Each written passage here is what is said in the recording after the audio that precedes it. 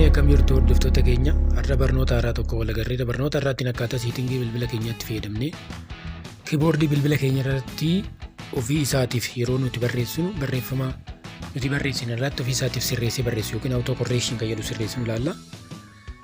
Kallattiin gara barnoota osoo hin darbiin warroonni chaanaalii kanaaf haaraa taatan subscribe gochuun gara maatii chaanaalii keenyatti dabalama. Amma kallattumaan gara barnoota irratti daballa.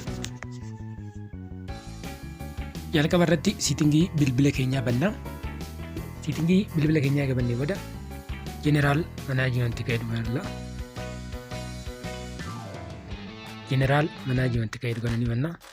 Jeneraal manaajimentii fayyadamanii gabannee booda Samsung keyboard siiting fayyadamanii banna.